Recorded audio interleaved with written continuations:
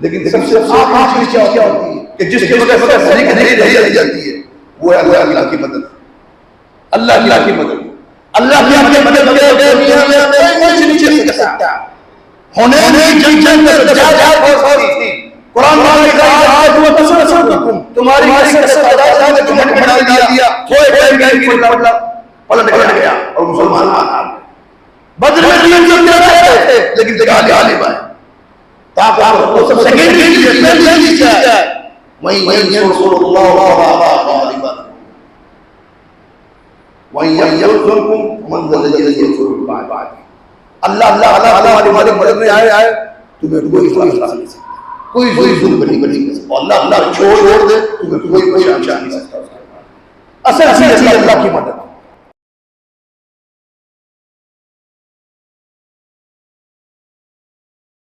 और अल्लाह की मदद के लिए आती है। ईद के दिन सिनेमा में जाने वालों के लिए, रमजान के बाद नमाज़ छोड़ने वालों के लिए अल्लाह की मदद आती है। अल्लाह रसूल को भेज देने वालों के लिए कि जिनके अंदर तौहीद नहीं है, साथ में और हम लोग और ईद हम लोग ऐसे लोगों से मदद होती है। अल्लाह कुरान में कहता है मा यहदिल्लाहु इन शकरतुम अल्लाह ताला करोगे अगर तुम शुक्र करो, ईमान मान लो। कितना शुक्र करते हैं मुसलमान और कैसे शुक्र करने का हुक्म दिया अल्लाह क्या कह रहे हैं। आप देखिए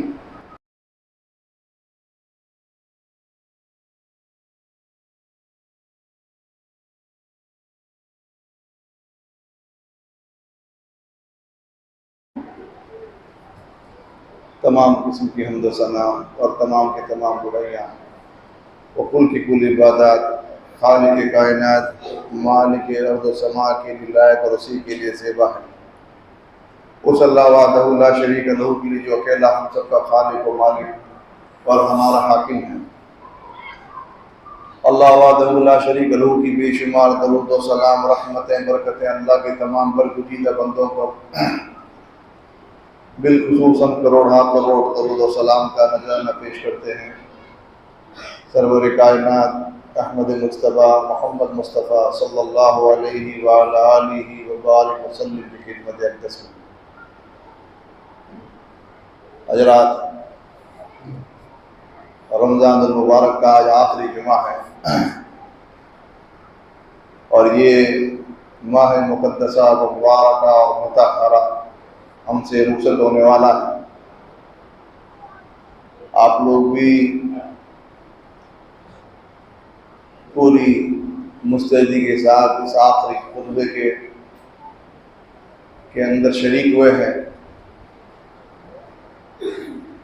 आखिरी खुतबे में जो हर खतीब का और हर मुक़र्रिर का जोर रहता है कि हमारे वो साथी कि जिनकी प्लानिंग रमज़ान में ही शुरू हो जाती है, रमज़ान के बाद की, कि अब रमज़ान जाने के बाद मस्जिदों को अलविदा कहना है और अब इस्लाम से मुंह फेरना है और अल्लाह से बगावतें शुरू करनी है।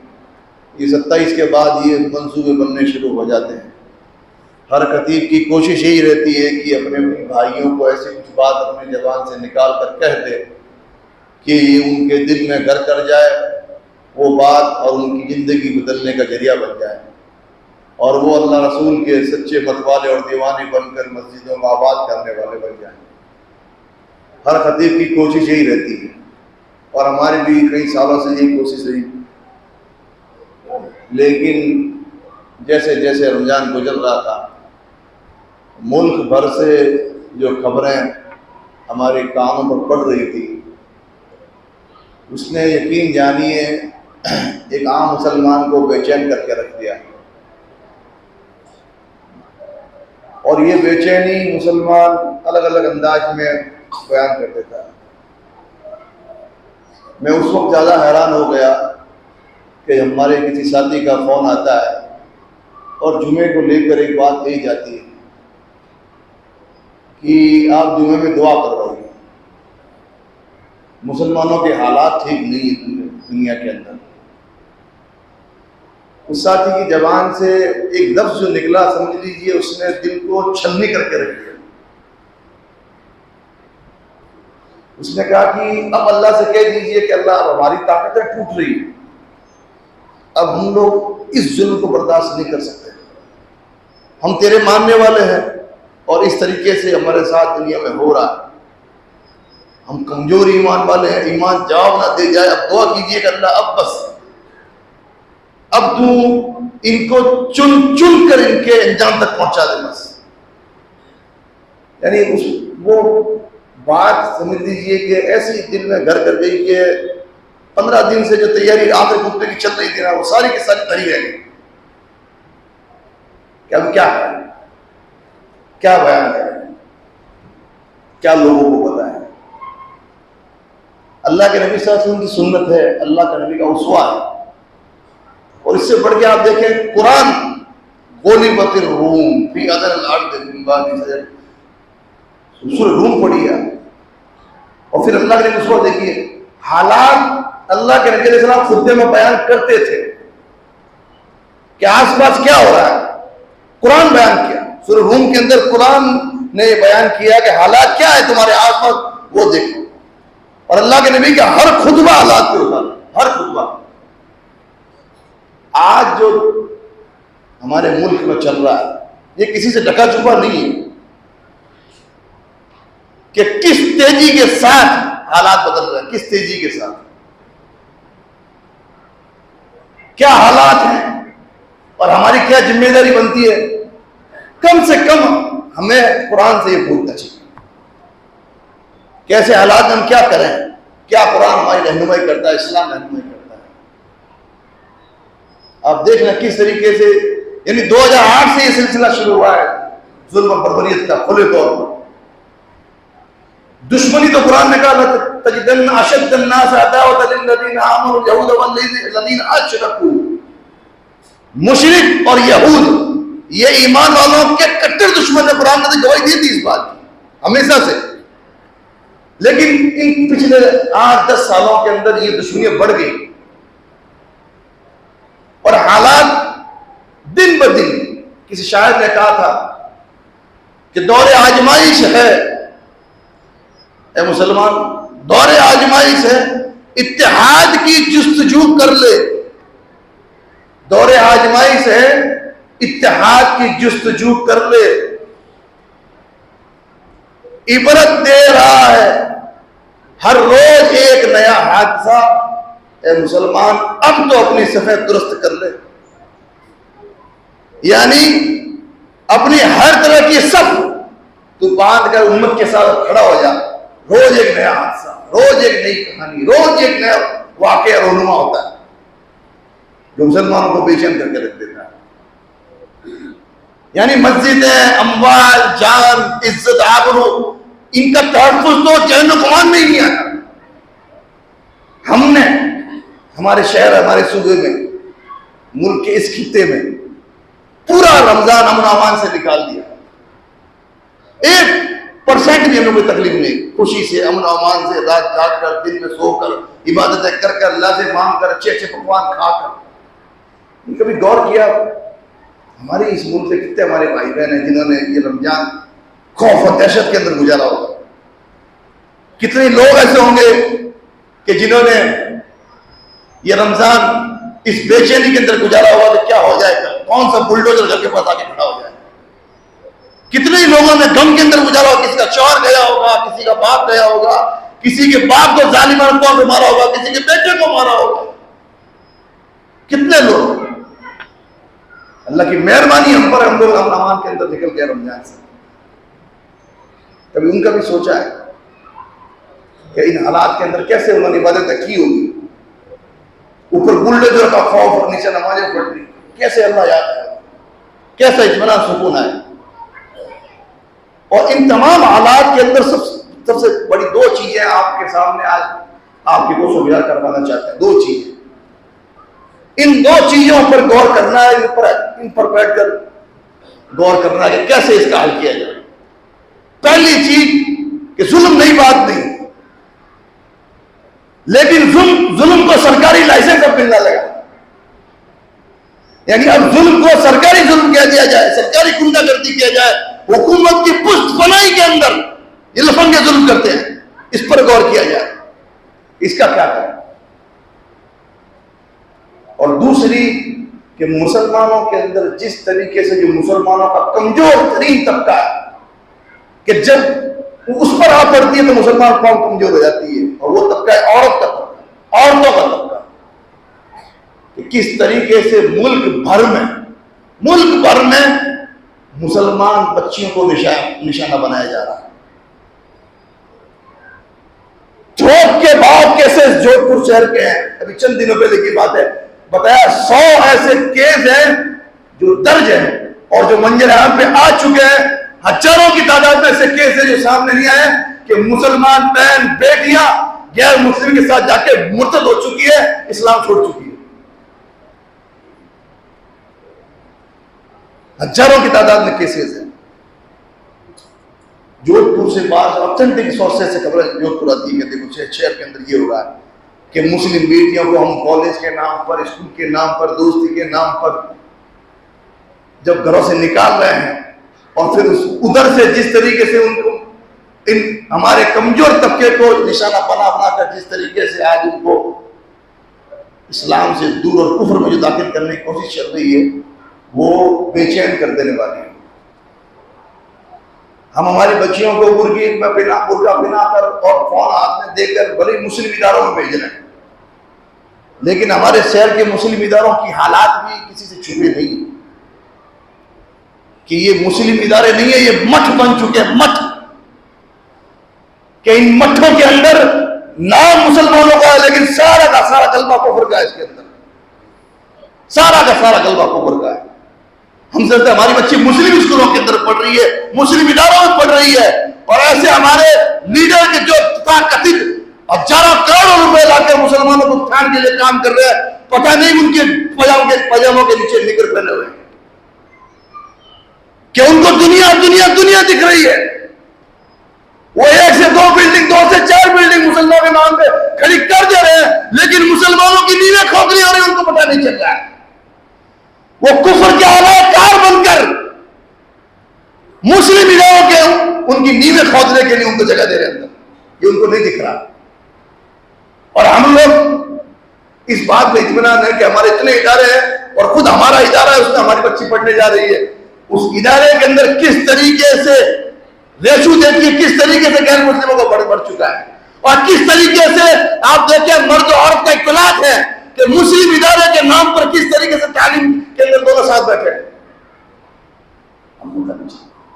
ये हालात है मेरे भाइयों दोस्तों। भगवा लव ट्रेड के नाम पर सोशल मीडिया पर आप सुनते होंगे, यानी एक जगह से नहीं कई जगह से फोन आके कहता है, कोई फोन करके कहता है, कोई आके कहता है, इस पर बात हो, लोगों को ये बताओ कि लोगों ने अपनी जवान बेटियों को जिस तरीके से आजादी देकर घर से बाहर भेज दिया है। जोधपुर शहर के मुसलमान कौम, जितनी मुस्लिम कौमें हैं, कुछ एक कौमें बाकी रही होगी कि जिनकी औरतें घर छोड़ के नहीं भागी होगी, कुछ कौमें बाकी होगी कि जिनकी औरतें गैर मुस्लिमों के साथ नहीं भागी होगी। लगभग सारे मुसलमान कौमों की औरतें किसी में 1, किसी में 2, किसी में 4 गैर मुस्लिमों के साथ भागकर हिंदू बन रही है, कोई सिख बन रही है, कोई ईसाई बन रही है और इस्लाम छोड़ रही है। कोर्ट में रोज नए आवेदन आते हैं कि साहब मुझे धर्म परिवर्तन करना है। ये हालात जो बन रहे हैं, व्हाट्सएप पर मैसेज भेजने से, फोन करके खुतबा करवाने से खत्म हो जाएंगे, या इस पर आगे से आगे कुछ जमीनी सतह पे काम करना पड़ेगा? पहला सवाल। दूसरा ये कि ये हालात जो बन रहे हैं, कुरान इस बारे में मुसलमानों को क्या सोच देता है, और तीसरा ये कि इन हालात में मुसलमानों को करना क्या है, ये गौर करने की चीज है मेरे भाई दोस्त। सबसे पहली चीज तो मुसलमान की सोच अल्लाह क्या बनाता है। जो लोग हौसला तोड़ते हैं उनके लिए कि अल्लाह मुसलमानों के ताल्लुक से क्या कहता है, वला तहीनु वला तहज़नु व अंतुमुल अअलौना इन कुंतुम मुमिनीन। हालात दुनिया के अंदर कैसे ही बन जाए, अगर तुम सच्चे हो, तुम ईमानदार हो, तुम्हारे मामला रसूल की मोहब्बत है, तुम इस्लाम से वफादारी रखते हो, तो गम न करो, गम न करो, खौफ ना खाओ। तुम दुनिया के अंदर गाली गाओ, पहली सोच इस्लाम ये देता है। हौसले तोड़ने की चीज नहीं है ऐसे हालात के अंदर। चेक करने की चीज अपने आप को कि अल्लाह रसूल ने जो वादे किए वो वादे क्यों नहीं आ रहे, क्यों वादे दुनिया के अंदर नहीं पूरे हो रहे, कहां कमी रह गई, ये चेक करने की जरूरत है। अल्लाह का तो वादा है, कतबल्लाहु लागलिबन्ना अना व रसूली, अल्लाह ने लिख दिया है कि दुनिया में इज्जत शान शौकत अल्लाह उसके रसूल के मोमिनों की रहेगी। अब कमी कहां रह रही, हमें गौर करना है। और दुनिया में इनकी चलत फिरत, इनका पावर, इनका इक़्तिदार, इनकी कुर्सी, इनका रुपया, इनका माल, इनका ऐश और आराम, इनके बारे में कुरान कहता है वला अक़लुल्लज़ीन कफ़रू बिल बिलाद, कि काफिरों की चलत फिरत, जमीन में उनका ऐश और आराम, उनका ज़ाव जलाल, उनका पावर और कुर्सी, उनका रौब और दबदबा तुम्हें धोखे में न डाल दे। तुम धोखा मत खाना, मताउन कलील सुम्मा मवाहुम जहन्नम, ये थोड़े टाइम का फायदा उनका। दुनिया में कुफ्र के नतीजे में भी जब उनको ढील मिल रही है, तुम्हें धोखा नहीं खाना है। जुल्म जाते की छूट मिल रही है, तुम्हें धोखा नहीं खाना है, तुम्हें खौफ नहीं खाना है। मताउन कलील, थोड़े टाइम का यह है। अल्लाह ने तो ऐसे इंसानियत की तारीख, इंसानी तारीख में ऐसे वाक़े रखे हैं, अमृत पाला पी पी के दुनिया में कोई नहीं आया है। किसी को अल्लाह ने ये नहीं कहा कि तू दुनिया में अमदाबाद तक रहेगा। ये जुल्म कुछ नहीं फिरौन के मुकाबले में, कारून के मुकाबले में, हामान के मुकाबले में, अबू जहल अबू लहब के मुकाबले में, ये कुछ नहीं। रसूलुल्लाह के पास आके लोग कहते थे अल्लाह के नबी मता नसरुल्लाह, अल्लाह की मदद कब आएगी? इतने जल्दी तुम उठ गए, तुम्हारे पैर उखड़ गए। पिछली कौमों को तो जमीन पर लिटाकर उनके ऊपर सोने की कंगियां उनके जिस्म पे फेरी जाती थी, गोश्त निकाल दिया जाता था उनका, आरे से उनके दो टुकड़े कर दिए जाते थे, तब भी दीन से वो नहीं हटते थे। और थोड़ी आजमाइश से तुम्हारे पैर उखड़ गए। इंसानी तारीख है ये कि अल्लाह जब छूट देने आता है तो हजारों साल की छूट दे देता है, और जब पकड़ने आता है अल्लाह ऐसा पकड़ता है कि उसको इब्रत का निशान बना के छोड़ देता है। तो एक मुसलमान को सोच ये, लेकिन इसके साथ साथ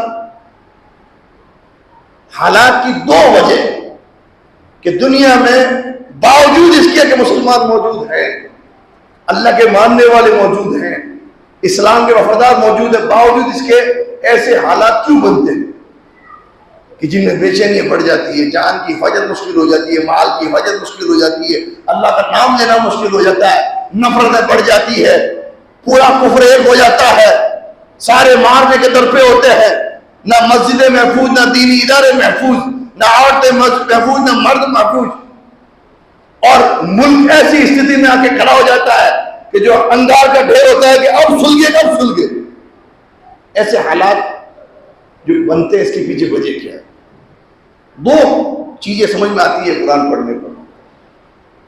पहली चीज कुरान कहता है अहसिबन्नास अन युतरकू यक़ूलू आमन्ना वहुम ला युफ्तनून, कि मुसलमानों ने क्या गुमान कर रखा है कि वो सिर्फ इस वजह से छूट जाएंगे कि उन्होंने कह दिया हम मुसलमान हैं, और अल्लाह उनका इम्तिहान नहीं लेगा, सिर्फ इस वजह से छूट जाएंगे बगैर इम्तिहान के। ईमान को जांचा नहीं जाएगा, परखा नहीं जाएगा, उसको तोला नहीं जाएगा, उसको झंझोड़ा नहीं जाएगा, उसको देखा नहीं जाएगा कि ये झूठा है कि सच्चा ईमान के दावे में। ये अल्लाह रसूल की मोहब्बत की बात कर रहा है, कितना पक्का है, कितना सच्चा, कितना मजबूत है, ये चेक नहीं किया जाएगा। जरूर चेक किया जाएगा झूठे और सच्चों का फर्क करने के लिए। अल्लाह के तुम आजमाएंगे, इम्तिहान लेंगे तुम्हारा।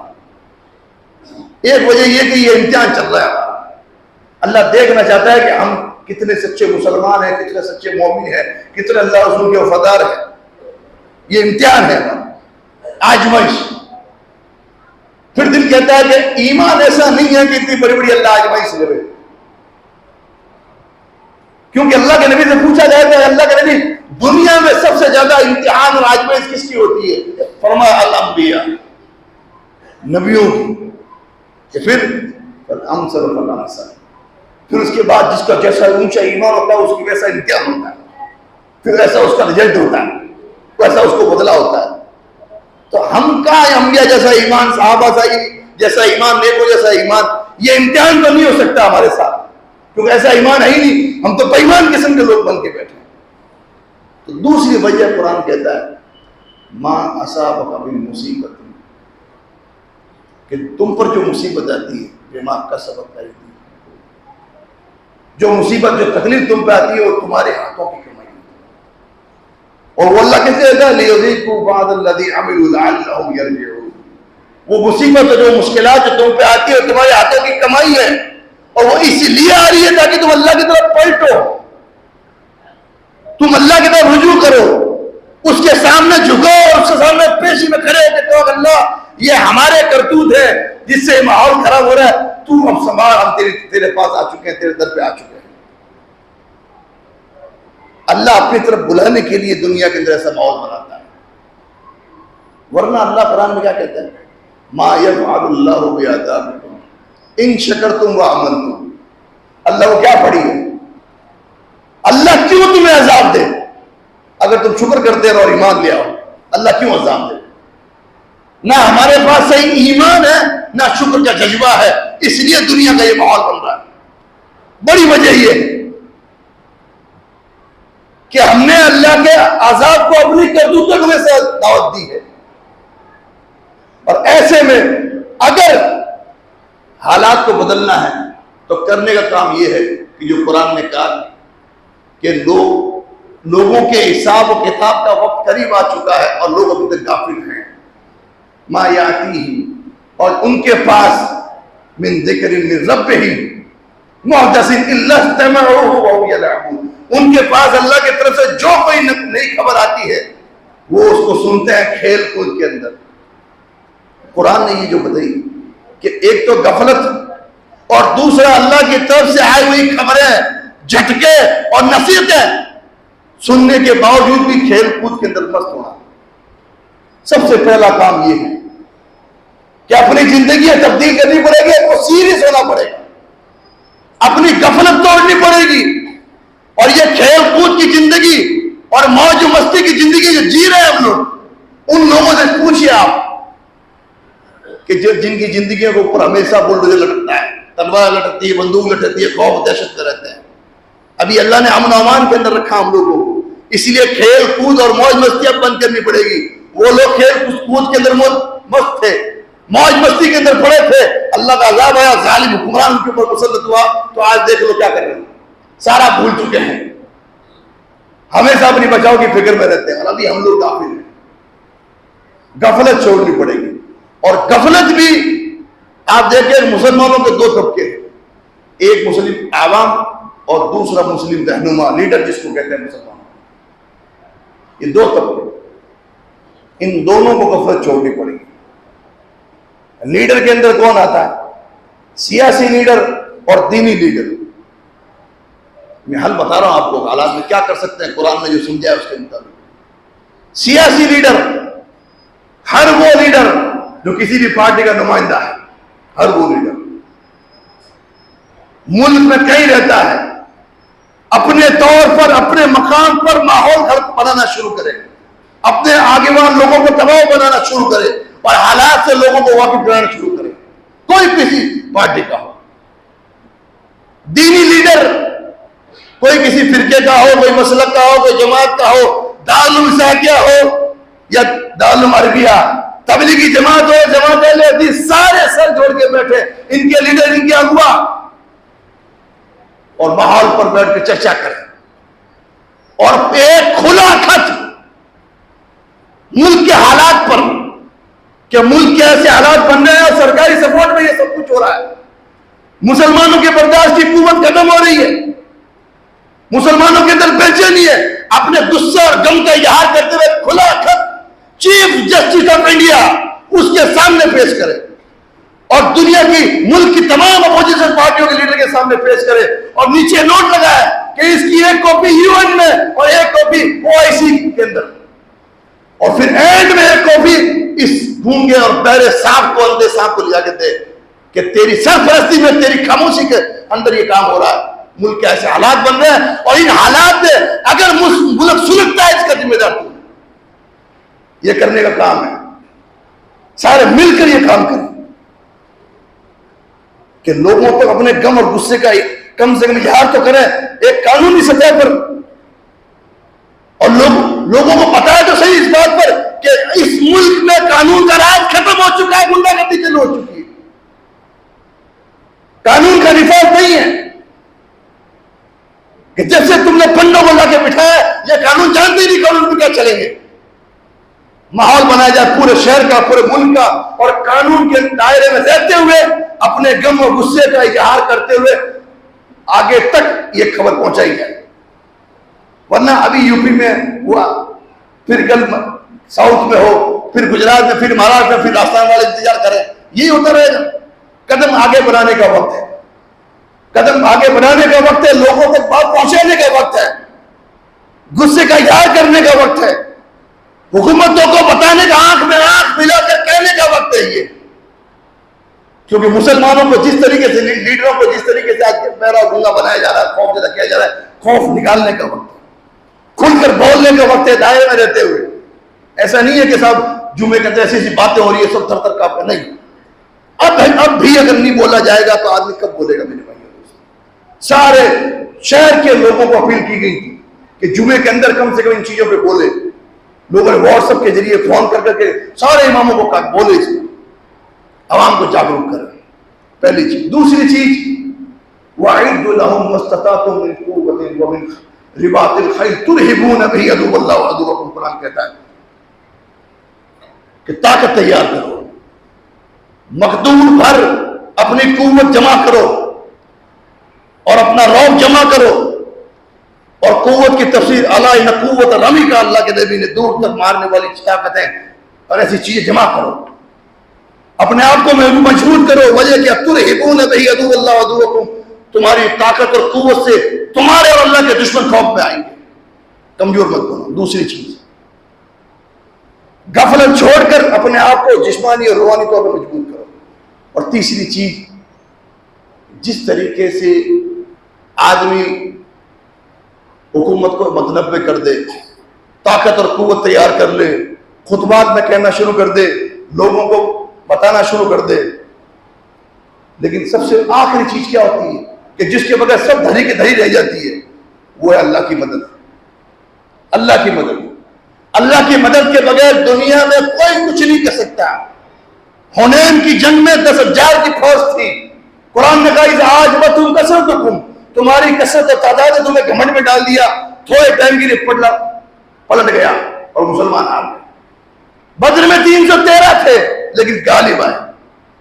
ताकत और वो सब सेकेंडरी चीज है, पहली चीज क्या है? वहीं यंसुरकुमुल्लाहु फला गालिबा लकुम वहीं यख्ज़ुलकुम फमन ज़ल्लज़ी यंसुरकुम मिन बादी। अल्लाह ताला तुम्हारी मदद करने आए, तुम्हें कोई हरा नहीं सकता, कोई जुल्म तुम पर नहीं कर सकता, और अल्लाह तुम्हें छोड़ दे, तुम्हें कोई बचा नहीं सकता उसके बाद। असल चीज अल्लाह की मदद, अल्लाह की मदद। और अल्लाह की मदद किसके लिए आती है? ईद के दिन सिनेमा में जाने वालों के लिए, रमजान के बाद नमाज़ें छोड़ देने वालों के लिए। अल्लाह की मदद किस पे आती है? अल्लाह रसूल से मुंह फेर देने वालों के लिए, कि जिनका अल्लाह से कोई ताल्लुक ही नहीं है, साल में एक बार अल्लाह से ताल्लुक जोड़ते हैं और ईद पर अल्लाह से ताल्लुक तोड़ देते हैं। ऐसे लोगों के अल्लाह की मदद होती है। अल्लाह कुरान में जो कहता है मा यफ़अलुल्लाहु बिअज़ाबिकुम इन शकरतुम व आमनतुम, अल्लाह तुम्हें अजाब क्यों दे अगर तुम शुक्र करो, ईमान ले आओ। कितना शुक्र करते हैं मुसलमान, और कैसे शुक्र करने का हुक्म दिया। अल्लाह के नबी अलैहि सलाम को देखिए, दुनिया में जितनी ज्यादा मेहरबानी होती है अल्लाह की, उतना ज्यादा शुक्र करना पड़ता है। अल्लाह के नबी सल्लल्लाहु अलैहि वसल्लम तहज्जुद में खड़े होते हैं, रात को नफिल नमाज तहज्जुद, 5 टाइम की नमाज के अलावा रात को नमाज पढ़ रहे हैं, लंबी लंबी नमाज पढ़, इतनी लंबी नमाज पढ़ते थे कि आपके पैर फटना शुरू हो जाते थे खड़े रहने की वजह से, और पैर सूज जाते थे। हमारी माँ सैयदा आयशा सिद्दीका ने फरमाया अल्लाह के नबी आप इतनी लंबी नमाजें पढ़ते हैं, इतना लंबा क़याम करते हैं, आप तो बख्शे बख्शाए हैं, आपके अगले पीछे सारे गलती और गुनाह अल्लाह ताला ने माफ कर दिए हैं, आप अल्लाह के हबीब हैं, आपको कहाँ जरूरत इतनी लंबी लंबी दुआएं करने की, इतनी लंबे लंबे क़याम करने की, इतनी लंबी लंबी नमाजें पढ़ने की रात के, वो भी फर्ज नमाज क्या ना हो। तो अल्लाह के नबी ने क्या जवाब दिया? हम कहते हैं ना शुक्र अदा, अल्लाह का शुक्र है, अल्लाह का बहुत शुक्र है, ये शुक्र जबान तक रहता है हमारा, जबान तक। अल्लाह के नबी अलैहि सलाम ने बताया शुक्र कैसे करना है। अल्लाह के नबी ने जवाब दिया, अफला अकूनु अब्दन शकूरा। ऐसा पूछती हो कि इतनी लंबी लंबी नमाजें पढ़ते हो कि पैर दुखना शुरू हो जाते हैं, तहज्जुद की नमाजें, क्या वजह? तो वजह यह है कि क्या मैं अल्लाह का शुक्रगुजार बंदा नहीं बनूं? अल्लाह का शुक्रगुजार बंदा ना बनूं? अल्लाह का शुक्रगुजार बंदा कैसे बनना है? अल्लाह के सामने खड़े होकर उसकी इबादत करके, उसको राजी करके शुक्र अदा करने का बेहतरीन सबूत अल्लाह के नबी ने दिया कि नमाज, नफिल नमाज इतनी लंबी लंबी जिसे अल्लाह का शुक्र अदा करा। हमारे फर्ज नमाज नहीं, फर्ज नमाज नहीं है। जबकि इस नमाज के बारे में कुरान ने क्या कहा, वस्तईनु बिस्सब्रि वस्सलाह, सब्र तो खूब किया। अल्लाह के बंदो, अल्लाह की मदद मांगो, अल्लाह से मदद चाहो, किसके जरिए? नमाज के जरिए। रमजान में खूब मदद मांगी, खूब नमाजें पढ़ी मेरे भाइयों दोस्तों। कुरान ने जो कहा कि इन हालात की जिम्मेदार तुम्हारे हाथों की करतूत है, और अल्लाह के नबी अलैहिस्सलाम ने बता दिया शुक्र का तरीका यह है कि अल्लाह से जुड़ा जाए, इबादत में मन लगाया जाए। और अल्लाह ने कुरान में कह दिया कि नमाज के जरिए अल्लाह से मदद मांगो। मेरे भाइयों दोस्तों, रमजान चले जाएंगे, हालात यही रहेंगे और दिन ब दिन खराब होंगे। इन हालात को देखते हुए भी अगर अल्लाह से नहीं जुड़े तो कौन पुरसाने हाल होगा मेरे भाइयों दोस्तों। सारी चीजें धड़ी रह जाएगी, सारे मंसूबे फेल हो जाएंगे, सारी अवेयरनेस, सारे पैम्पलेट, सारे खुतबे, सारी तकरीरें, सारा बचाव का प्रोग्राम कि औरतों को बचाने के लिए करना है, लड़कियों को बचाने के लिए करना है, इनसे मोबाइल छीनना है, इनकी मोबाइल को चेक करना है, इंस्टाग्राम का अकाउंट का डिलीट करना है, इनके फेसबुक अकाउंट डिलीट करना है, यकीन को मोबाइल के अंदर फॉलो कर रही है, यकीन से दोस्ती कर रही है मोबाइल के अंदर, इनकी डिटेल चेक की जाए, ये सारे काम कर लेंगे, फिर भी बचाव नहीं हो पाएगा।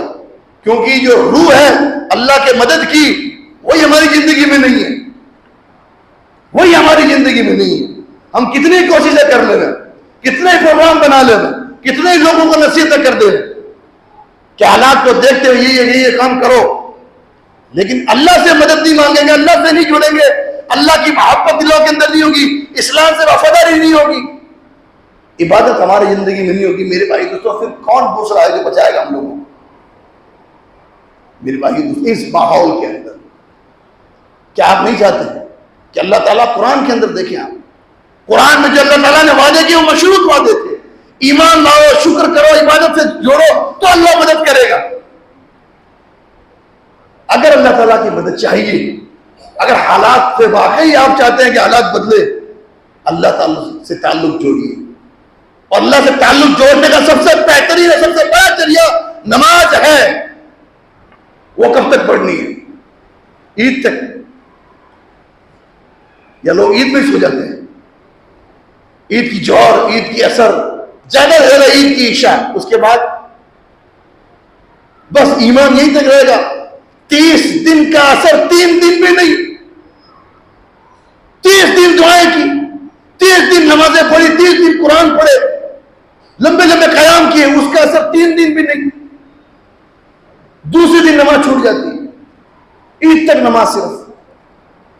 कुरान क्या कहता है? वाअबुद रब्बका हत्ता यातियकल यकीन, अल्लाह की इबादत कर, कब तक? जब तक मौत ना आए। क्या चांद रात को मौत आ रही है? ईद के दिन जोहर में मौत आ रही है? अगर हमको पता चल जाए कि ईद के दिन जोहर में मौत है, मत पढ़ो जोहर, मौत तक एक नमाज को छोड़े। मौत का इल्म है किसी को? अल्लाह ने कहा मौत तक इबादत कर। ईद से पहले ये मंसूबे मत बना, यहां जाना है, वहां घूमना, ये करना, वो करना है। मेरे भाई दोस्तों, क्या हम नहीं चाहते हम उन लोगों में शुमार हो जिनकी अल्लाह तारीफ करे? कुरान पढ़िए, और ये आयत भी अल्लाह ने कहां रखी? सूरह नूर के अंदर, जहां अल्लाह ने अपना इंट्रोडक्शन, अल्लाह नूर समावात, अल्लाह ने अपना परिचय, अल्लाह नूर है जमीन। उसके बाद कि आयतों के अंदर अल्लाह ने फरमाया रिजालुल्लाह तुलहीहिम तिजारतुम वला बैउन अन जिक्रिल्लाह व इकामिस सलाह। आदमी, लोग, अल्लाह ने कहा ऐसे भी लोग हैं दुनिया के अंदर कि जिनकी तिजारत, बिजनेस, जिनकी खरीद फरोख्त उनको अल्लाह के जिक्र से, नमाज से और ज़कात से नहीं रोकती। ऐसे लोग भी हैं। अल्लाह कुरान में अपने तारुफ के बाद में मोमिनों में से ऐसे मुसलमानों का कि तारीफ कर रहा है कि जिनकी तिजारत, जिनका बिजनेस, जिनका धंधा, जिनकी दुकानदारी, जिनका खरीदना और बेचना एक काम अल्लाह की याद से उनको नहीं रोकता, नमाज से नहीं रोकता है। हम ऐसे लोग हैं। अभी हम निकले बाहर, यहाँ से ईद आई, उसके बाद में कहाँ हमारी डीलिंग हो रही है, कहाँ हमारा धंधा, कहाँ हमारा बिजनेस चल रहा है, कहाँ नमाज जारी है, पता नहीं चलता। ऐसे लोगों में शुमार हमारा नहीं होता कि जिनका बिजनेस उनको अल्लाह की याद से नहीं रोकता है। हमें अल्लाह की याद से, नमाज से हमारा बिजनेस भी रोकता है, हमारी औलाद भी रोकती है, हमारा घर भी रोकता है, हमारी दुकान भी रोकती है, हमारे दोस्त भी रोकते हैं। और फिर भी हम अपने आप को समझते हैं कि रमजान की इबादत जो हमने की है ये हमारे लिए काफी है। ये काफी नहीं है मेरे भाइयों दोस्तों। अल्लाह की कसम खा के कहते हैं ये बात कि शबे कदर में 5 रातें जाग ली, रो रो के निकाल दी, रमजान में 50 पार कुरान पढ़ लिया, पूरी रमजान तरावी पढ़ ली, खूब अल्लाह से दुआएं मांग ली, खूब अल्लाह के सामने रो लिए, और ईद के बाद नमाजों की पाबंदी नहीं की, नमाजें छूटी, उसकी में परवाह नहीं हुई। अल्लाह की कसम है एक नेकी काम नहीं आएगी रमजान की, एक नेकी, एक नेकी रमजान की काम नहीं आएगी अगर हमारा मंसूबा यह है कि ईद के बाद हमें नमाज नहीं पढ़नी, ईद के बाद अल्लाह से ताल्लुक तोड़ देना है, ईद के बाद इस्लाम को मस्जिद में छोड़कर कुफर में दाखिल होना है। क्योंकि नमाज को इस्लाम और कुफर का बीच बताया अल्लाह के नबी ने, अहदुल्लज़ी बैनना व बैनहुमुस सलाह, हमारे बीच में और काफिरों के बीच में जो अहद है, जो हद फासिल है, वो नमाज है। फमन तरका फकत कफर, जिसने इसको छोड़ दिया उसने कुफर कर दिया। मेरे भाई दोस्तों, असल चीज ये है, अगर हम लोग चाहते हैं हालात बदले तो कम से कम अपने आप को बदलना पड़ेगा। आप अल्लाह से शिकायत करते हैं कि अल्लाह ताला तू भेज दे, तू कर दे, तू कर दे, हम कुछ नहीं करेंगे, ना अपनी गफलत तोड़ेंगे, ना अपनी बहन बेटियों का ख्याल रखेंगे, ना अपने आप को चेंज करेंगे, ना तैयारी करेंगे जिस्मानी और रूहानी, ना खौफ दिलों से निकालेंगे, ना सब बांध के मुसलमानों के बीच में खड़े होकर मुसलमानों हुकूक की बात करेंगे, हम ना तुझसे मदद मांगेंगे, ना तेरी मदद करेंगे, हम कुछ नहीं करेंगे, तू कर दे जो करना है। हम अपने आप को नहीं बदलेंगे, अल्लाह तू बदल दे सब। मुमकिन है ये हो?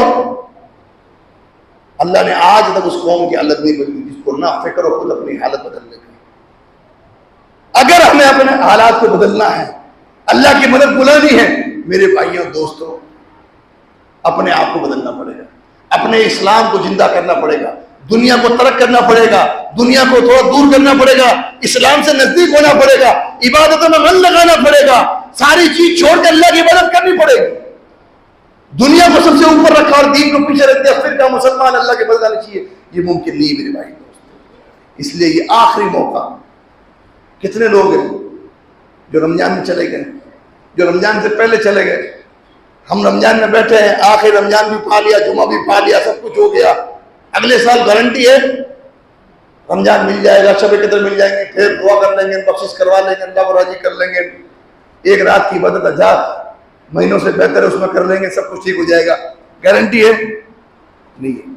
इसीलिए रमजान का आखिरी दिन हो सकता है, आखिरी जुमा हो सकता है। आइए आप लोग मिलकर अल्लाह से दुआ करें, अल्लाह से दुआ करें हम लोग मिलकर कि अल्लाह ताला कि तूने अपने उन बंदों पर हमें अमन दिया कि जो बेअमनी और बेचैनी में जिंदगी गुजार रहे हैं, इस पर तेरा शुक्र अदा करते हैं। अल्लाह हम तेरी हम्द व सना बयान करते हैं कि तूने पूरे महीने तंदुरुस्ती के साथ, आफियत के साथ अपनी इबादत की तूने तौफीक दी। अल्लाह तूने उन बंदों में शुमार किया कि जो तुझे राजी करने के काम इस महीने में करते रहे, इस पर हम तेरा शुक्र अदा करते हैं। अल्लाह इस बात पर हम तेरा शुक्र अदा करते हैं कि अमन व अमान, सेहत और तंदुरुस्ती के साथ तुझे राजी करने के काम हम रमजान के अंदर करते रहे। अल्लाह तमाम तारीफें तेरे लिए, तमाम शुक्र तेरे लिए, और हम सबको तेरी तरफ पलट के आना है।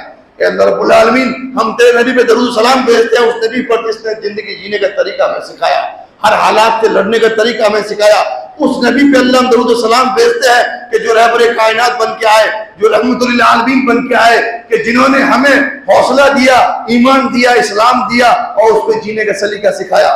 अल्लाह उस नबी पर सलाम हो। अल्लाह बाद हम्द व सलात के हम तेरे सामने फरियाद करते हैं। अल्लाह इफ्तार जब तक बंदा नहीं करता रोजेदार, तो रोजेदार की दुआ तो कबूल करता है। पहली चीज अल्लाह रोजे से है।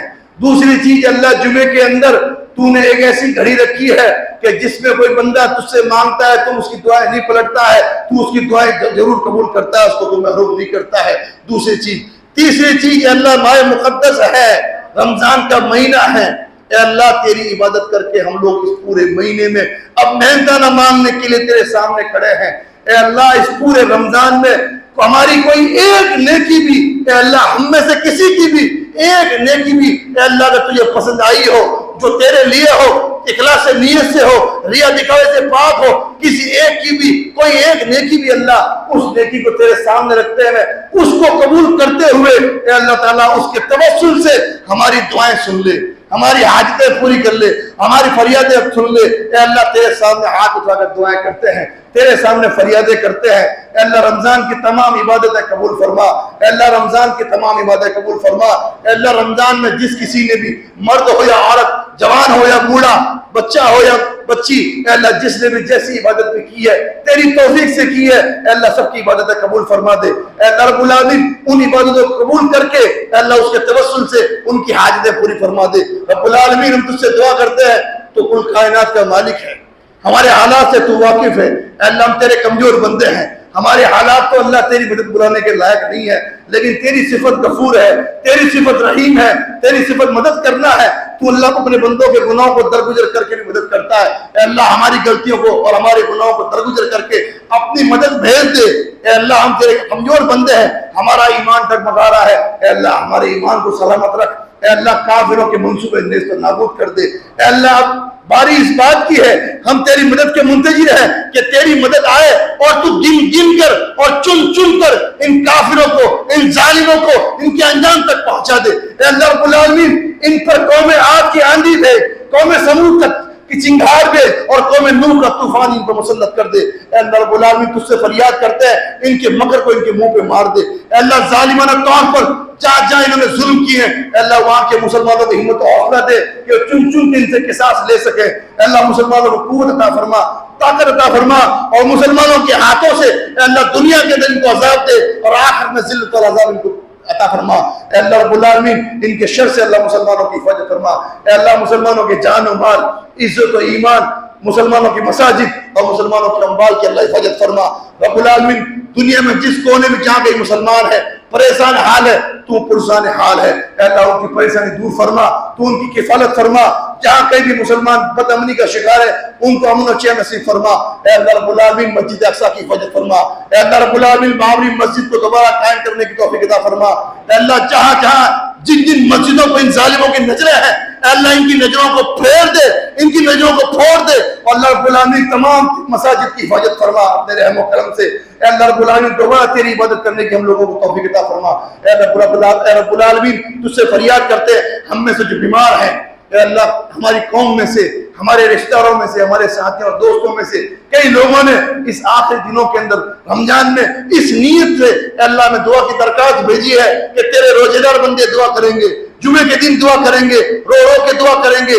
अल्लाह उन्होंने इस उम्मीद से हमें दुआओं की दरखास्त दी है कि शायद को किसी की दुआ सुन ले और उसकी दुआ को सुनकर उनके मरीजों को शिफा दे दे। हम तुझसे दुआ करते हैं, हमारे जिस साथी ने, एक साथी की वालिदा बीमार है, एक साथी के वालिद बीमार है, अल्लाह उनकी मुंजी बीमारियों से उनको निजात दे दे।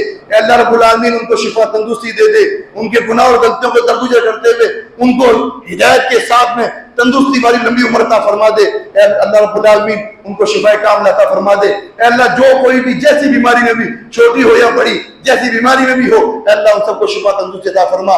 अल्लाह जो मखरूज है उसके कर्ज को अपने गैर के खजानों से अदा फरमा। अल्लाह जो बेसहारा है तू उसका सहारा बन जा। अल्लाह जो बेकरार हो, जो मुसीबत में है, तू उसका हामी और नासिर बन जा।